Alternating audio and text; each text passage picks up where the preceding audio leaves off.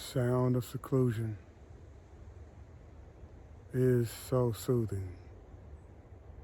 I've been in the mountains for over a month, and I just finished a 10-day Vipassana silent retreat in which I went deeper than I've ever gone before in meditation, penetrating through pain, through the seeming solidity of the body, cutting through it to see it as a field of dynamic change, as wavelets, as particles arising and ceasing.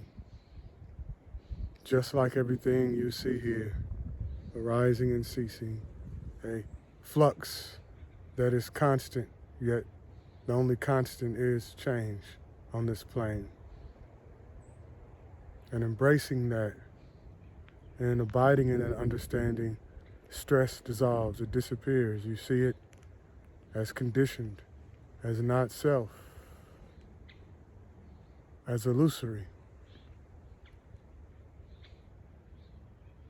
And being in an environment like this makes it not as difficult to realize and to familiarize oneself with this understanding, this blissful quality of existence.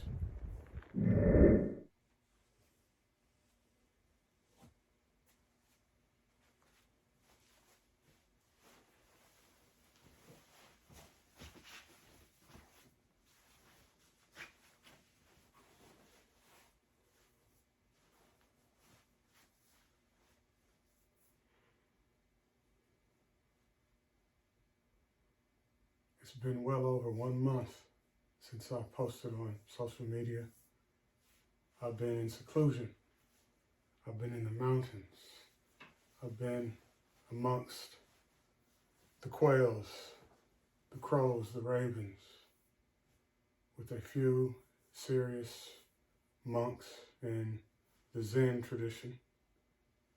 I came here thanks to a good elder brother, Bante Vada Panyo. He recommended this place to me because he knows I'm serious about meditation and mindfulness, purification, going deeper, going to the next level. And so, in order to do that, it is necessary at times to change one's outer environment. And so I changed my outer environment so that I could also see deeper into the inner reality, the truth of things. It requires solitude and silence, a mind that is, as Goenka says, very calm and quiet. A calm and quiet mind, very alert, very attentive. Very difficult to do that in city temples, in noisy places, in big communities where most of the people are not serious, whereas I am very serious about what matters in life, which is being liberated from unnecessary stress and suffering.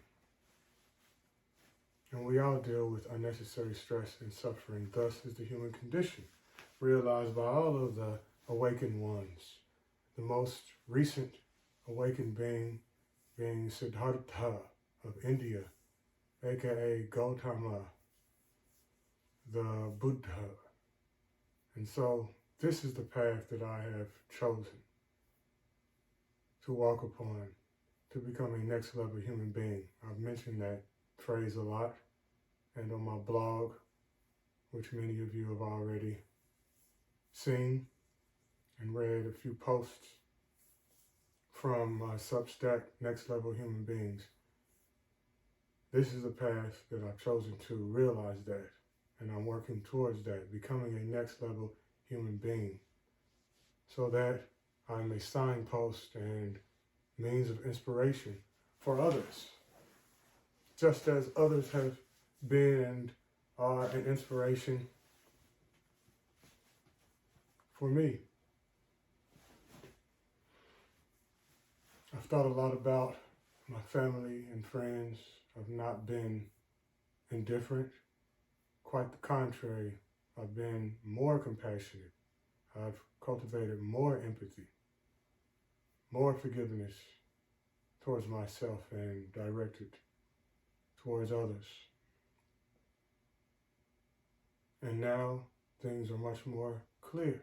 This is what is known as, in the Pali language, Vipassana, clear seeing.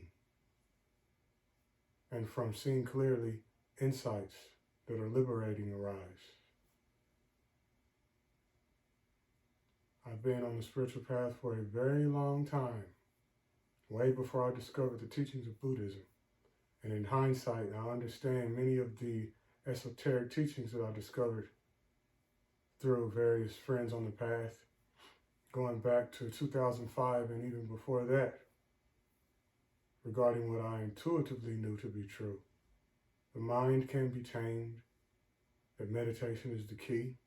Of course, meditation is an umbrella term for many different skillful means. I understand what self-observation is. I know what it means to know thyself, to quote Socrates. But it's one thing to know these things theoretically, and something altogether different to have direct experience, to know the truth, to know the realm from whence these statements arose, or the realms in which people were inspired to utter such things as know thyself. Be still and know that I am God, as it says in the scriptures. And on this path in Zen, we practice stillness and knowing. Stillness, knowing. Be still and know. As I was taught early on when I first went to Deer Park Monastery by one of the elder monks there, he said, still and know. Be still and know. And that's what I've been doing. Stilling the body, stilling the mind, quieting the mind, the body becomes calm, seeing pain as it arises, as it ceases, being able to penetrate, to pierce through pain, to see it for what it is. It is a mind fabrication. It is a construct. Pain is there, but the pain that really digs deep and hurts deeply is the mentally created pain. The mentally induced suffering and stress. That is not necessary, it's unnecessary. So yes, there's stress and suffering, the first noble truth. There's a cause and condition for this unnecessary stress and suffering. I understand that. There's a path, there's a cessation, there's a ceasing of it. It's not permanent, it's impermanent. Anicca, it's inconstant. There's magga, there's the path that leads to freedom, mukti, moksha, liberation, freedom, emancipation from stress and suffering. And I'm living that lifestyle. And it is a beautiful thing. And it is a very precious thing to be able to share this with others. And that's what I intend to do, continue to go deeper and to occasionally share the fruits of my practice with others, to let everyone know there is a way out of the stress and suffering you're dealing with, that we are dealing with as human beings in the 21st century, with all of the trials and tribulation, the woes of the world.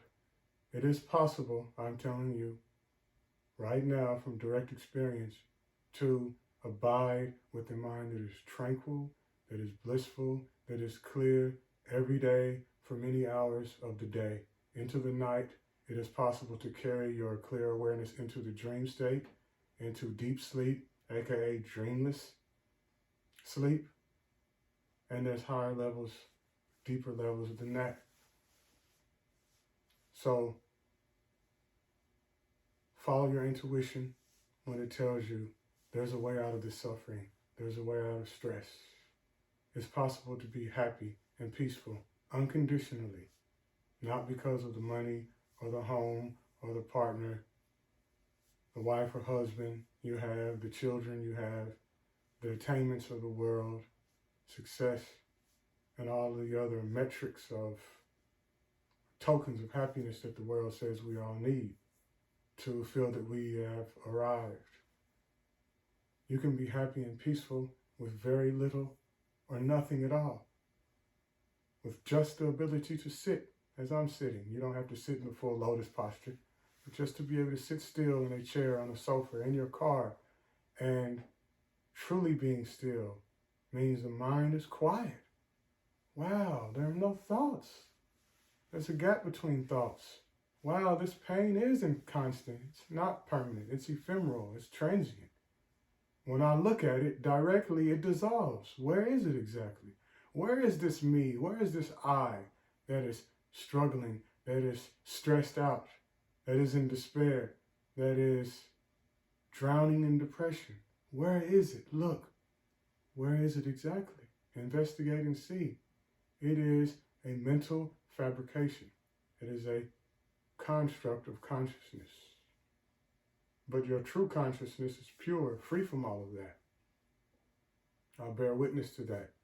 And the longer I become familiar with living with this realization, the closer I become to becoming, to being fully liberated, fully enlightened, meaning clear-minded, always lucid, always tranquil, always blissful, Nityananda, as it says in Sanskrit.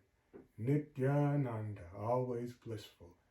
Vipassana, seeing clearly, living well, and radiating peace, joy, and happiness in all directions to every being. That is possible. And you can do the same thing. May you be happy. May you be peaceful. May you be filled with joy wherever you are. In all of your endeavors, may we all be fully liberated.